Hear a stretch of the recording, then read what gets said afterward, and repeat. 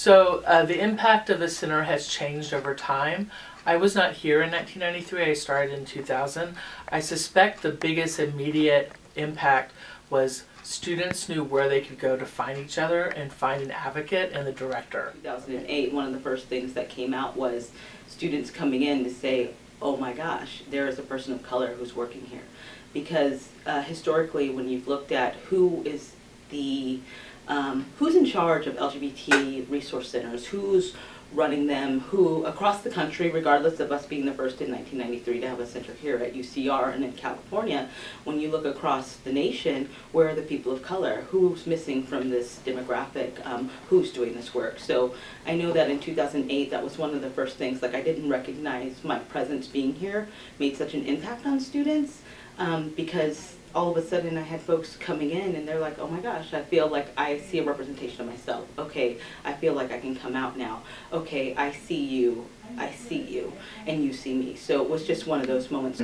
I think the LGBT Resource Center here, particularly UCR, makes a great effort of creating that inclusivity. We actually have, for example, La Familia de UCR, and that's our queer trans Latinx group. We also have Black, that's queer trans Black folks. We also have CAPI, queer Asian Pacific Islanders. So it's just really catering towards, like, of course, like the queer, all like cutie pop, queer trans people of color, but there's also like a trans group who meets here. You know, trans non-binary identifying folks are the most marginalized people within like the LGBT spectrum. So, and then also addressing ableism is really important.